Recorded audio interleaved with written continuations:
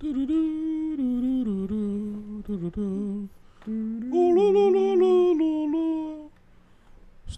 of Liberty holding on a keyboard, looking down on all of us. What a POS, this Korean fucker who goes to Hangang every night to eat fish. That's how he got tall.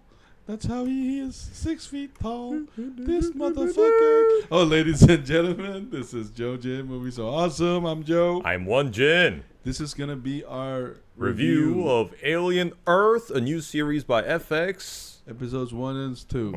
I think Jin, it's safe to say this month is going to be Alien month. Yeah, that's right.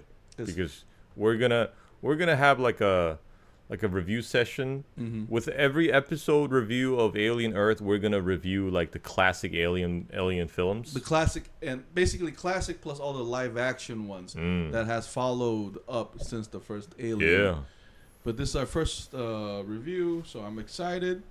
Here we go. Yo, Jin. This first, especially the first episode, was such a strong tribute to the first two Alien movies. Yeah, I could tell just from like the first 5 minutes. Like, first of all, it had the space crew element already, and then the space marine element through the rescue team. Yeah. What's up, Zetzi in the building? And even like the way it's shot and even the way the screen is color graded, it feels very retro. Like does. Just like the 70s Alien film. There's something retro about the way everything looks. I also love how they kept the original like computer design. Because I mean, back then, 1979, all those buttons and those like screens, that was state of the art. But in our eyes, in the eyes of people in 2025, that's like old shit. Yeah. And if you have a spaceship, it's supposed to have more advanced technology, but I love how they retain the old computer element there. And not just that, but they also updated to reference all the movies in the past, because me and Wendy, we just came back from watching the first Alien again. But here, do you know what the difference is between this and the first Alien is, though? The first Alien, the robot, aka the synthetic, was a Ash. Yeah, his name was Ash. Was a hidden element. But here, it starts off with your face in it. Yeah, the episode started with the caption, giving us the context of like this new what can I say? New species, sort of. We have synths, we have hybrids, we got cyborgs. So it's like Alien at heart, but Prometheus up your fucking face. Like, yo, here's your AI, fucker. We're gonna mix it in. Oh, ZZ loves it. Loves it. The sounds, the settings, the feeling, the lights, and everything. The design, extremely accurate. Okay. Yeah, but the set design and everything though was I loved it, but I also can't help to compare it with Romulus, because I felt like Alien Romulus killed it with that big budget. You know, the power of money is kind of seen here, because there were particular scenes here that I felt like I could see the money. Like the money is not big. In the first episode, when the guy who looks like Parker from the first Alien, who's actually a cyborg, is like hiding himself in the mother room.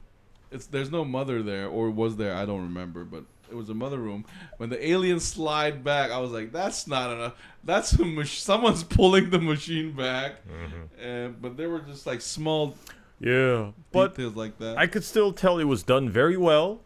And in the first impression I got, like the biggest difference from the original Alien movie and this, for me, was like the conflict. This is much more complex from like the get-go, because remember in the first Alien movie, it's basically against it's like a conflict between these the crew members and the unknown, which is the alien. No, but it's kind of. But I just wonder. Here's the thing, though. I disagree with your comparison with this and the Alien one, though.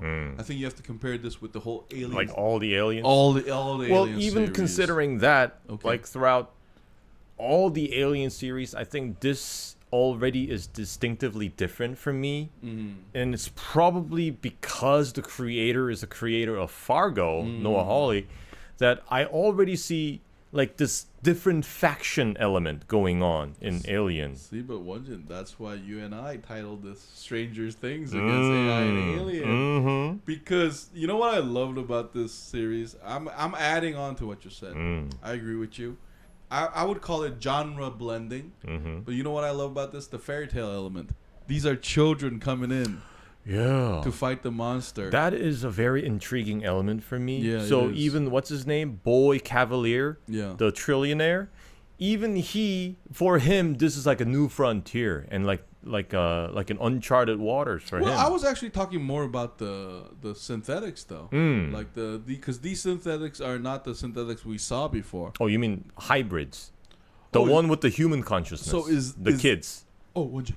Look at my face. Is that what they're called? The hybrids? Yeah, it's called in the beginning. No, I know. Yeah. I'm being sarcastic because they're still fucking robot and but the point of them being a hybrid is they have a child's consciousness. Yeah. No, but that's the difference. In an adult's body, which first of all, it's kind of strangely disturbing. No, but they did that in Alien Covenant. Remember how David, when he wakes up, he almost has this childlike innocence and says, why did you make me? And then, but I don't know, it hits different to me because David started as an AI, but we saw like those children become these adult figures, and we know that their body, although it's like a grown-up body, their mind still hasn't really matured. No, so that's the exact point I'm making. And what disturbs me is that they are sent to a site where there is so much violence.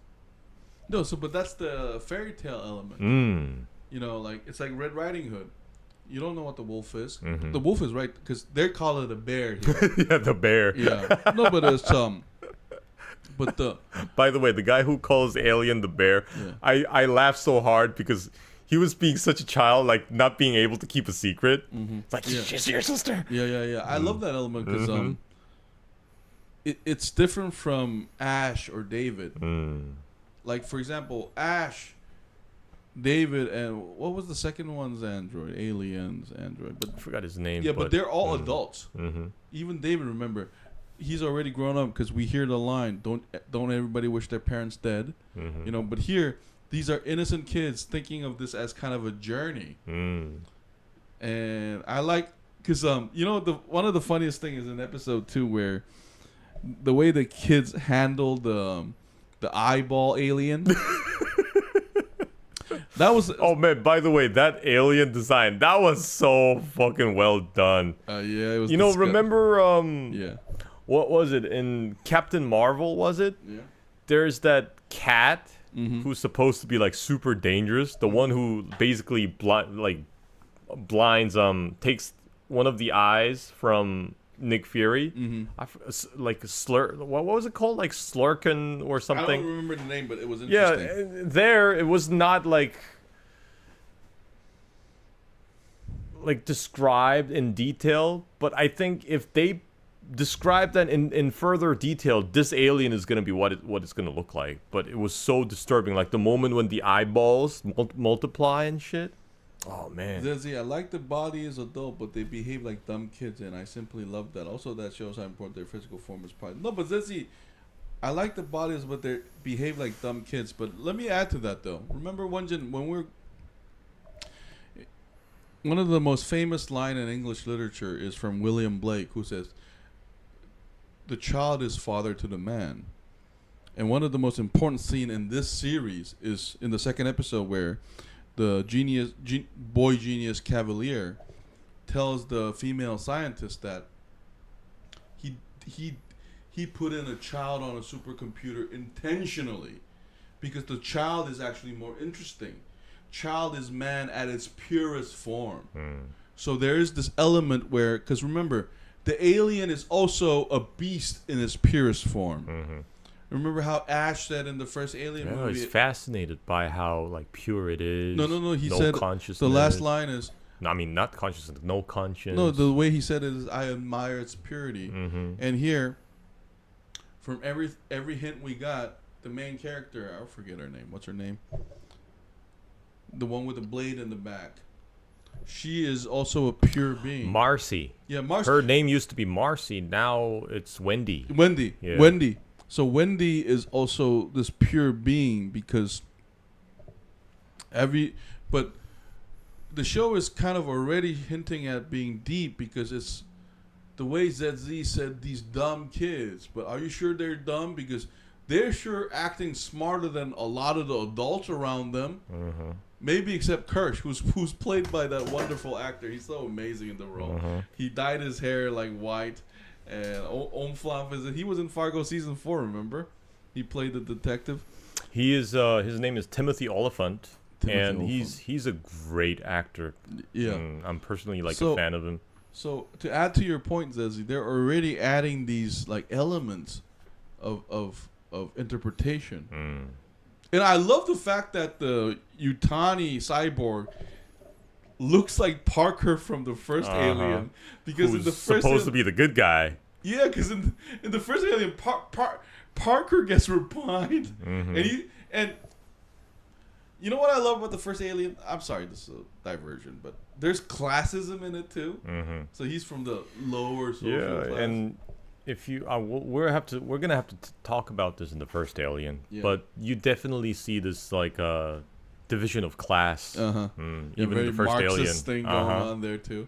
All is fair in front of the alien though. But here, like, I like how Noah made these characters intentionally subversive. Because even the crew of Majino, the ship, like, they remind us of the cast of the first Alien, but their roles are all reversed. Yeah. You know, it's not the white guy who's the android or the secret company agent. It's the cyborg black man, and his boss is a Japanese woman, literally a Japanese woman, Yutani. So I like those modern inversions there. There's a lot of great elements to see here. And now that you mentioned Parker, I gotta love that element of different players in the whole dynamics of conflict, because we have this uncontrollable force. We call it the alien, but when we see Fargo, we always have that like uncontrollable element in every series. It's like force of nature thing, and around that we see these like interactions and wars between different factions. The humans revealing themselves. And I love that the cyborg is already taking like one axis of this whole interaction, and we're still unclear what his intentions are. Yes, he's trying to capture it, and he's following the mission of the Yutani Corporation, but we have to like wonder where this is going, just like we did when we watched Fargo. No, but what you're saying is more like Prometheus. I mean, Fargo too, by the way. You're saying you're saying that this motherfucker might do the David thing. Yeah. Like, fuck Weyland. And the thing is that he's a cyborg, so he's half human, and his basically his capabilities are enhanced, augmented. So that means there's always room for uncertainty here. No, but he reminded me a lot of the Native American killer in season 2. Yeah, Hanzo. Yeah, Hanzo. No, because he's been acting very machine-like so far, but there's also, I mean, we only seen 2 episodes, but there are hints that he's actually very human underneath, because of his dialogue when he puts his hands up and say, "Don't say I didn't warn you." And I'm the least of your problems. Yeah. And also, we see him in complete fear when he thinks he's about to be killed by the alien. Very different from Ash. Yeah. Or Bishop. The second one, Bishop. Oh, Bishop, that's right. Hey, I'm going to go piss. Keep talking to the audience. Oh, this is a great chance to show people. Watch this, guys. Come on. Okay, I'm ignoring the camera. See, he's not that short, guys. Okay. You see that? But anyways, let's read the comments. Children learn faster, And hold on, Scott Walker, news for you. Jurassic. Hold on. I got some good news for you. Jurassic Park Survival. The game is back on track. It could be coming out later this year, or we can talk about the Jurassic Park franchise, or Godzilla, or Kong, or Zilla. Yo, Scott Walker, we're gonna talk about like some of the worst movies ever made. So you can join us in Let's Talk later and talk about Jurassic Park Rebirth that you hated so much. Wendy, yes, you're right. I used the word in the wrong way. I meant innocent, like the purity of mind when you see them going closer and closer to the alone, and they jump around dragging their fingers along the wall. Yeah, that was like hilarious too. They were in a serious mission, and remember the guy who calls aliens bear? Yeah. He's like fiddling with the wall and stuff. Yeah. That's such a child thing. Yeah, there were like really adorable elements. Saying things like, I miss taking baths, but I used to hate taking baths. No, but those childish elements, it adds to the horror. Because there's such a contrast to what's going on and these children's curiosity. Because remember, there are like 7 children, and they all have different personalities. And one of them is a scary cat, but one of them looks like he's seriously curious. And I think that's gonna be a big thing going forward, because how they behave towards the alien. And you know what? Another thing, Wenjin, is I like to see what the alien do to them, because they're not organic. Yeah. And the prior movies show that the alien is not interested in inorganic material. And if you watch the first movie, it doesn't really care anything besides humans. So I get this feeling that we're gonna also get a lot of like Alien Covenant vibes, where the alien's gonna meet one of the children and look at him like, and they're like, and then just turn away. Or yeah. It's like they're not interested. Yeah, scenes waiting for that like that. Do you guys remember the Godzilla cartoon? Oh shit, Walker, you enjoy that stuff. The alien you guys are talking about, what are the chances all the Godzilla from that movie could defeat this creature? No, the aliens will win. The aliens will win, I feel like. Oh, don't you think Godzilla's too big for Alien to handle? I think Godzilla can just like crush an alien queen with his toes. But 100 of them are gonna impregnate him. They're just gonna stick to his body. Remember, Godzilla has the gong gong gong gong gong gong. No, but so like a face hugger would be like a Haribo gummy bear to Godzilla. Walker's talking about the 1998 Godzilla. That thing's still as tall as a building. No, but that's not the gong gong gong gong gong gong radiation Godzilla. Okay. That's the dinosaur looking Godzilla. So I think the dinosaur looking Godzilla is gonna get effed up by the face hugger. He's almost just as tall as you are. He lied to us and played the victim. See? Now they know the truth. I didn't hear anything right now. What's going on? But anyway. Or the kids start speaking alien. Yeah, that'll be hilarious. But I don't think they're going to do that in the show. But Punjin, besides the alien, the eyeball alien didn't scare me that much. You know what messed me up? That cricket looking one. Like the bloodsucker. The leech thing. Yeah. Oh, man. That thing like crawling up and down. Yeah, that was so bothersome. I love how well it was done, because that just like puts us in that position. We imagine like that leech like crawling down our clothes and stuff. It just creeps you out. So I love how the creators brought these like other creatures into play besides the alien that we know. What do you think about the alien violence depicted in the show? Which ones? Like in I think the second episode, where it just goes around like chopping people in half, because I don't think we saw as much violence even in the movies, because I don't remember aliens going around a room full of people dismembering them. No, but that was for me the Fargo element, actually. Like, remember, its killings are done in scenes that are kind of remember the rich people dress up as like English like lords, some Mozart and shit, and we see a person crawling half his body cut. I thought it was done really strategically well, because it's not about like filming gore and showing 10 minutes of gore. It's just about hitting us at the right moment. That being said, those scenes did make me feel like when the alien was going against Harry, Wendy's brother, I was like, why are you taking so long to kill him? You showed me like ferocious speed before. Yeah. You were being so clinically efficient with killing everybody else. Exactly. Yeah. No, but it was done for like film purpose, dramatic purposes. Oh, but by the way, Wendy's brother, I was having trouble like empathizing with him because, you know, Wendy and the Lost Boys, they're kids. And that actor who played Wendy's brother, he was the... Shut up! Black Mirror, shut up! He's the guy from Black Mirror. Shut up! No, he also played a lot of different roles. Yeah, I know, but I just had that image like overlapped all throughout the show. That he's a child rapist. Yeah, he's a child molester. Being accidentally impregnated by the alien, they keep alive the host with the most potential to procreate strong... No, but Zetzi, you're basing that thought on... every alien movie you ever watched. This movie hasn't shown us that yet, because it didn't show us like you know, Wenjin, do you know what I want? I do want a flashback episode of what happened to Majino, the ship, because Majino. Oh, sorry, like just like the Majino line in France. I know I was being cheeky, like frog. Let me do my frog eating speech again.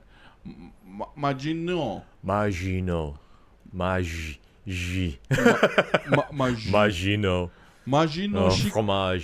Majino Shigadoch.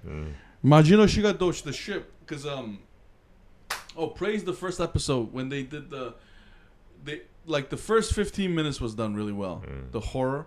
And you know what I like? Is Teng AI or not? That fucking Asian guy, that creepy looking? We get a strong hint, like the way he speaks and behaves. He's got to be a droid or something. I don't think he's a droid, actually. I think that's like a surprise. Yeah. I think he's actually just a pervert. But because remember, like when they walk through the ship, the woman, she has her belly open, and but here's the craziest thing, Wenjin. We're 2 episodes in. We've seen multiple people with the facehugger wound. Yeah. But we only seen one alien. So my question is... It's like, where are they? Yeah, and there are 6 additional eggs, and the Indian hybrid, not robot or... he clears the mist that's supposed to prevent them from waking up. So I do wonder where this is going. And, another big question I had is... whether the aliens will be able to impregnate the hybrids. That would be like a long shot, because after all, they're mechanical.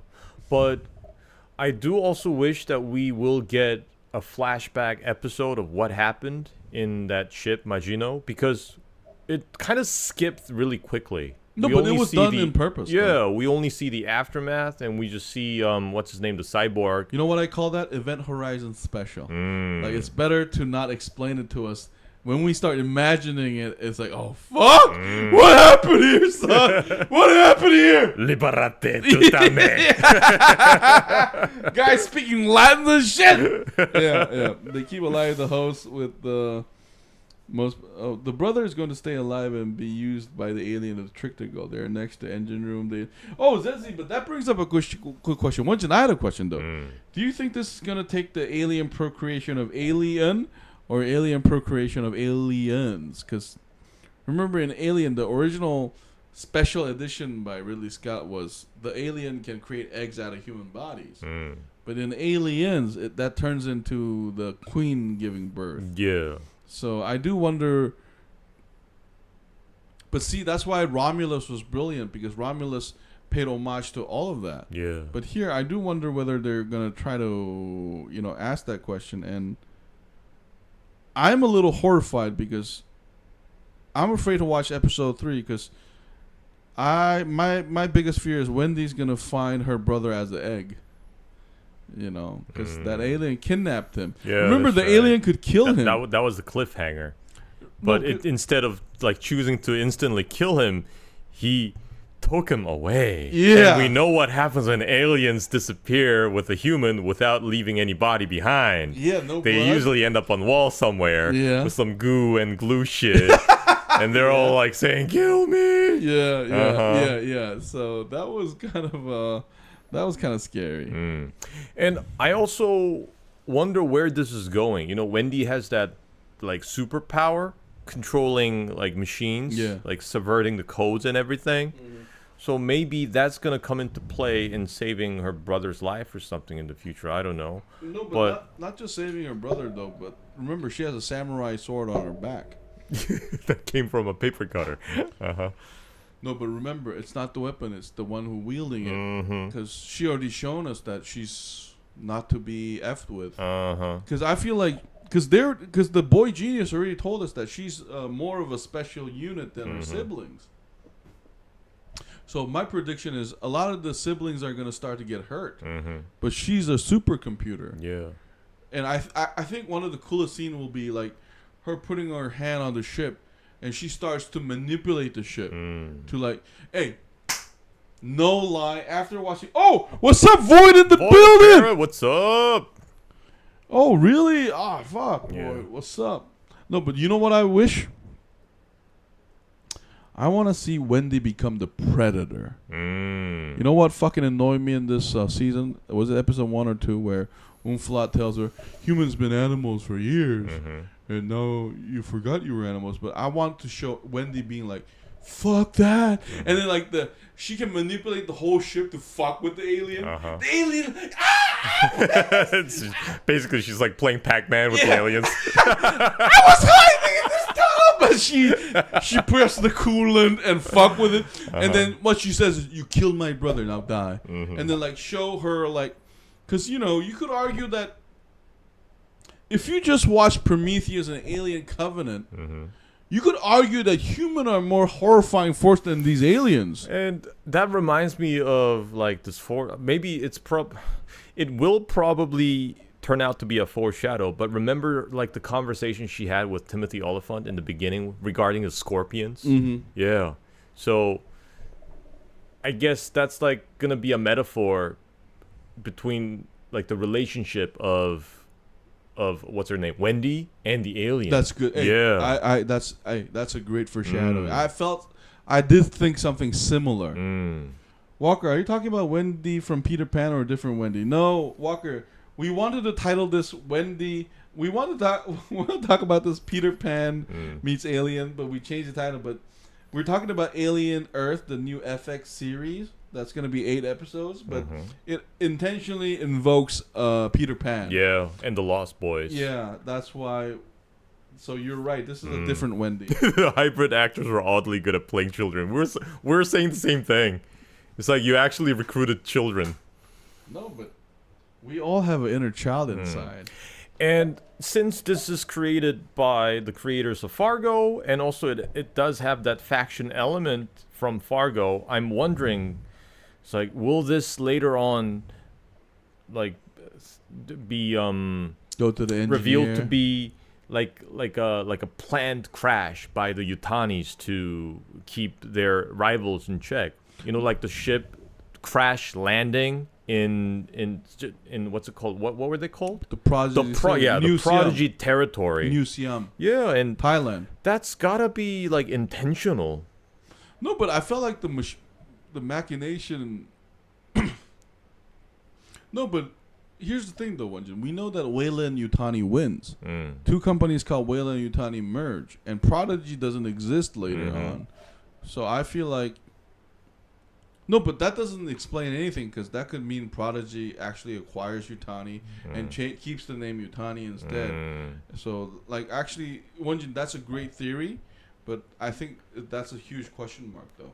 Like, because I don't think this is an accident. No, but the way, I don't know. I disagree in a little bit because I felt like the Japanese woman was being very serious. Or was she? Yeah, that could be. No. I agree. That could be. But my impression was it was serious. But did I think like you in a little bit? Maybe. But the 4 corporations. We know what their ending is. They become Weyland-Yutani. So that's also going to be interesting. And hold on, what's the timeline here? Is this prior to Nostromo, like the first Alien? Yeah, it's prior to first Alien. Really? Yeah, this is 2020. Oh. Or not. I could be wrong. Hold up. Let's search it. I don't know. But hold on. Yeah, search it. But in the meantime... Yeah? So I'm thinking. Hold on. Let's read the comments in the meantime. The hybrid actors were oddly good. That is right, Void. We're still surprised by those actors. All the casting was great. How are cyborgs immortal? I don't really understand how that makes sense. You mean because they can physically be destroyed, right? So they're technically not immortal. Because they are not inviolable. They can still get crushed.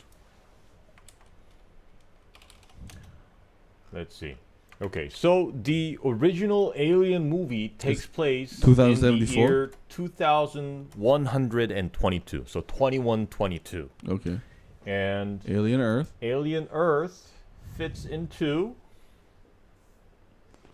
2120, 2 years prior to the first Alien. So I was right, Wenjin. Yeah, so how does it feel that the short guy was right, Wenjin? Like you were being tall and very arrogant. That life is fair, maybe. You fucker, you. You have too many life experiences. Let's see.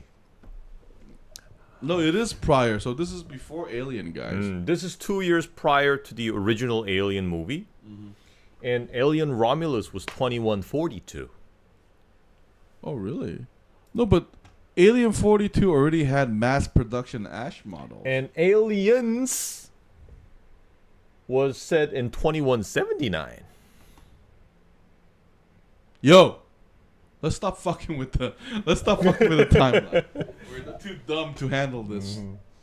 Oh, so while Ripley was not even fighting for her life, the Earth was already destroyed.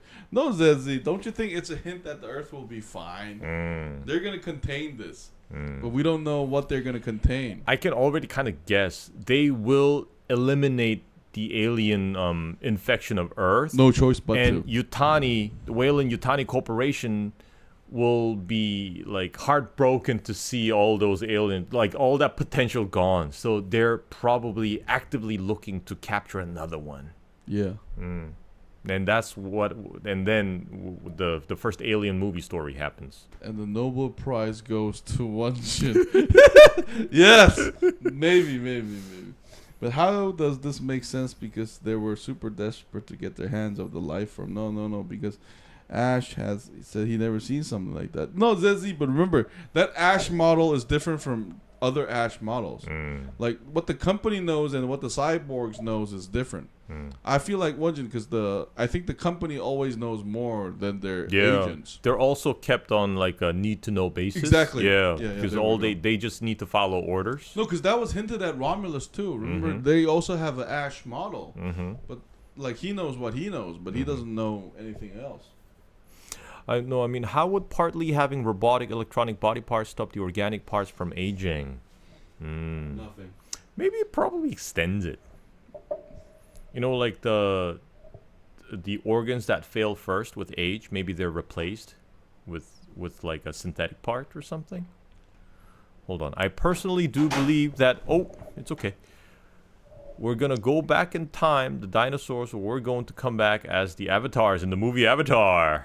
That would be fun. No, keep the camera away from me.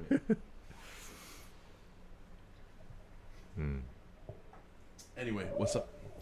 And I hope that this will span over multiple seasons because I like it so much already. Yeah, because I know that I'm not going to be satisfied with just 8 episodes of this awesomeness. Yo, let's talk about the casting too, though. The main actor is amazing.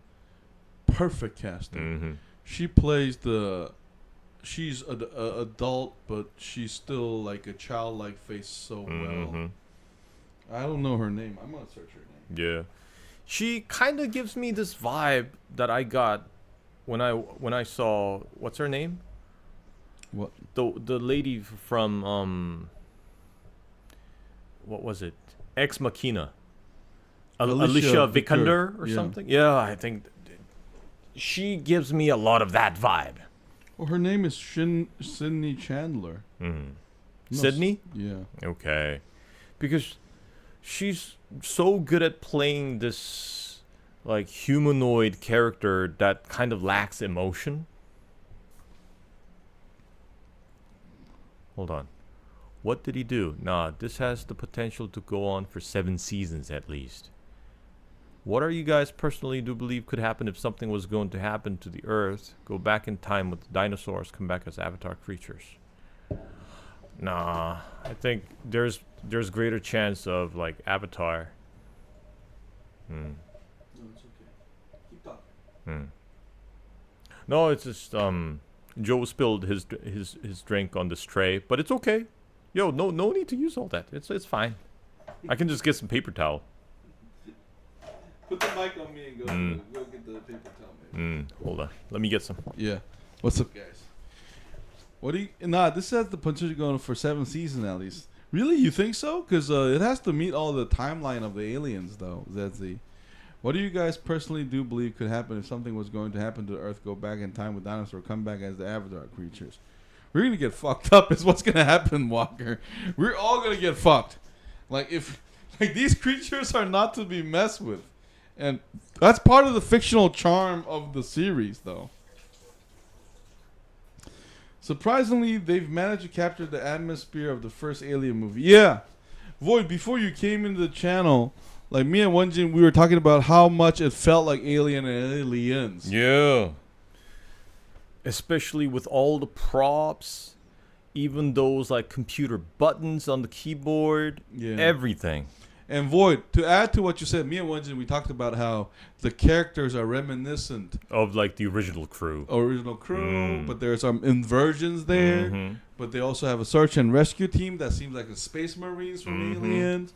So, like, we can tell that Noah is a huge fan of Alien series, just like us. This is how I bloody feel about Jurassic World. Yeah, we can talk about that in 30 minutes, Walker. Let's talk about all the shitty movies that we ever watched. Yo, and I also look forward to seeing other factions that are in play on Earth, because we're introduced to like 4 different factions. Yeah. Are you saying the other 4 companies might send their troops in? Or they might be entangled in the whole situation, because that's what always happens in Fargo, inadvertently. Yeah. No, but Wenjin, doesn't that remind you and me? Remember, after we watched Alien Covenant, you were like, we can't wait for the 3rd one where the engineer come and fuck them all up. Like, because there are different like factions there too. So maybe they will do that. Yeah. Hey, maybe they will. Remember the first episode showed us synthetic hybrid. Maybe because remember, this is a Prodigy product, like a project. But the Yutanis already have synthetics. So maybe they'll send a bunch of Davids here to rival the Prodigy team. And which is interesting, because we know what those Davids, those androids can do. No, but here we have seemingly synthetics, but who are still human at heart. But you know what's darker? We all already know that the Remember the woman doctor said, I want humanity to continue. No, but the Davids are going to come and repise them up their ass, and all the hybrids are going to die, and we know the synthetics are going to win, no? That's the feeling I got. Or maybe not. Maybe not. Because if this is multiple series, maybe we'll get a back and forth between the forces of synthetics and forces of we also don't get too much detail on what happens on Earth in other series of Alien. Earth always gets mentioned as like some place to return to. So that's one of the best things about the show, though. You know how throughout all 7 live action Alien movies, Alien 1 to 4, and then Prometheus, Covenant, and Romulus, remember how the alien infestation is always miles away from Earth? But that's why I love this series, because the first episode when the ship lands, it's such a FU to the whole like, yeah, it's here. Shut up. And you know that you cannot control this. And here we also got cricket aliens. Some leeches and all sorts of weird alien creatures. Yeah. Like a zoo. Yeah, get ready, baby. And then see how we maybe you and I both are wrong. Maybe this is how Earth gets abandoned. Maybe. Yeah, maybe that's why they name a new Earth. You know, when they also introduced like the place where the Prodigy headquarters is, it reminded me of those islands in Jurassic Park. That's true. Yeah. Isn't Ash a synthetic? Yeah, Ash is a synthetic. But one of the great... before you came in the room, me and Wendy talk about it. The difference is the first movie, Ash being a robot, because that's the language they use in the theatrical cut. Ash being a synthetic is a surprise to the audience.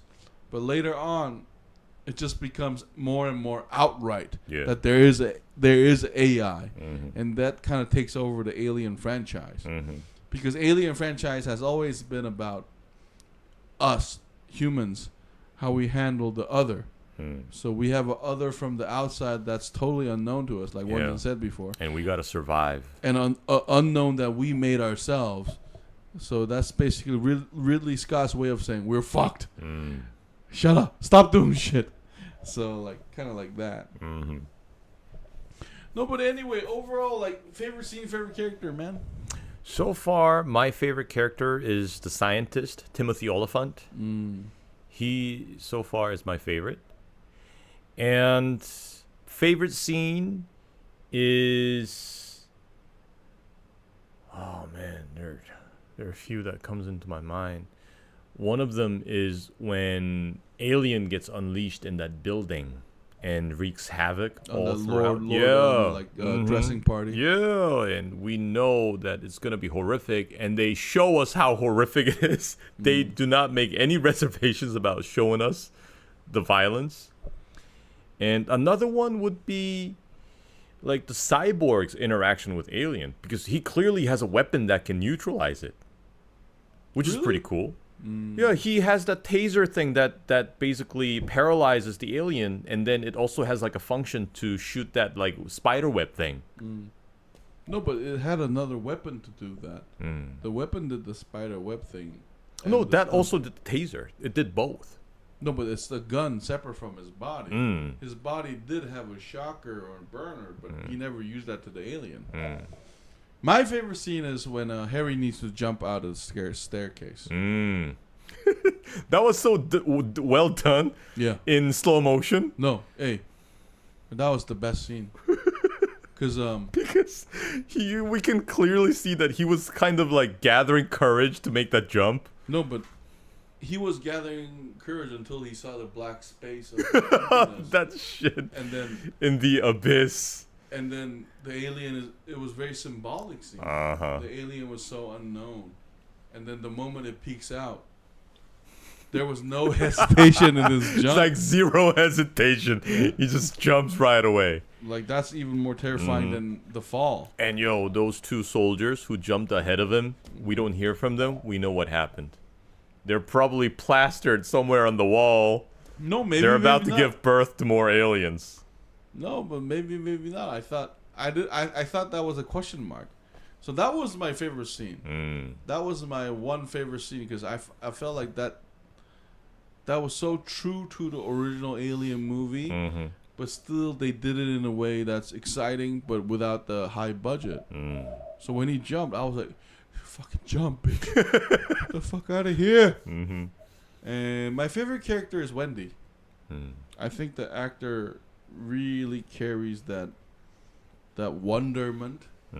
She's like a child who's excited about every new thing, and she has a purity to her that reminds me of Alien's purity. And I feel like she's gonna prove the boy gene. I think she's gonna be the reason why Prodigy fails, because she's gonna stay so human.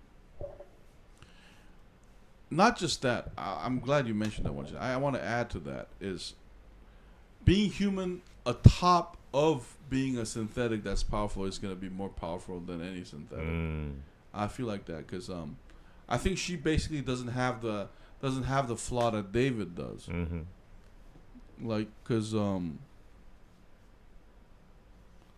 of David's flaw is he's like the man that denies God.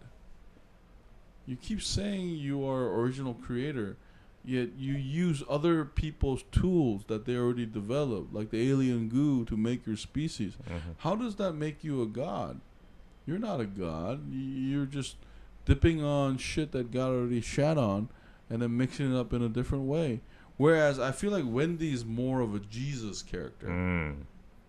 Like everything she says and everything she does. So that's a huge appeal for me. I'm not saying she's gonna succeed. She might fall. We do get this vibe that a lot of these kids will be like sacrificed throughout the series. No, because this show I wouldn't be surprised if she doesn't make it till the end. Yo, Wonder, this show is about a wild alien running around thinking nothing about killing. Hey, alien, you know what I like about aliens? All they think about is killing and fucking. Kill, fuck, kill, fuck, kill, fuck. So of course these kids don't stand a chance because they already hint at. Remember the Umfalad character? He says, "Of course they're gonna die. Human beings die." And like the first 2 episodes is basically giving us all the hints of what's gonna happen. Was it taser? It looked a laser to me. K-pop demon. Well, David seems more human to me. Void. Oh, that's a good point, David. Actually, no, Void. That's a good point. Because David being more human, that is an intentional theme from Prometheus and Alien Covenant. Like here, Void, you're right on the money because Wendy is acting more human than the other humans. Like when the boy genius is cynical and this. Do you remember that line one? He said, "This is great data." He doesn't even see his children and the potential danger he could bring to the community. He doesn't even see that. It doesn't even click with him. But Wendy is being the most human and heroic. So David had that element, except he also massacred the engineers for no reason. So that's interesting. No, but Void, you're right. The show invites invitation. So I'm very much looking forward to upcoming episodes because I liked what I saw in the first 2 episodes. And since Alien has been around for so long, it's so easy to be like very predictable and generic. And it's kind of hard to make it like refreshing. But this is a fresh take on like the elements of Alien merged with other elements. Noah? He's like, fuck it! Fuck! Put it all together! Ooh! That's right.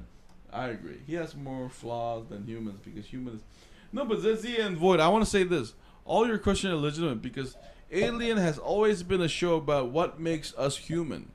The whole franchise. So every question you guys are raising is correct. I think the movies are intentionally designed that way. What makes you human? So let's give it a number grade for the first 2 episodes, man. Oh. I don't know. Maybe the overall score for the whole season could change, but the first 2 episodes, I would give it a 9. I'm going to give it a 10. Oh, man. Very generous.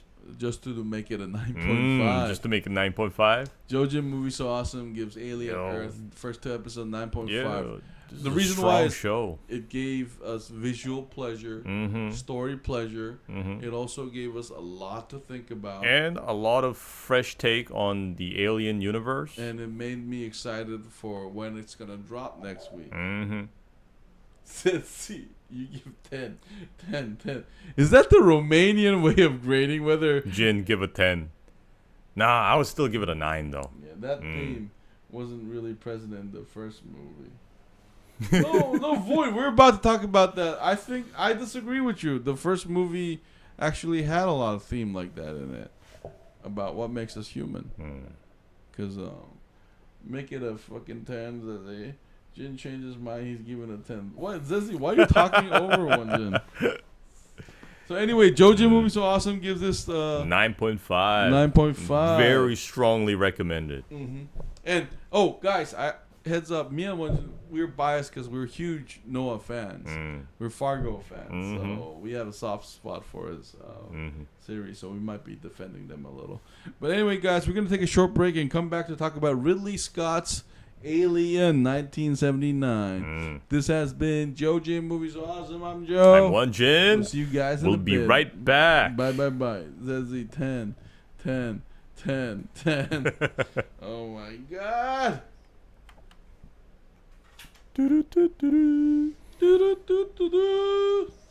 The self-destruct sequence will begin in T-minus 10 minutes. All the tall people may ride the shuttle bus.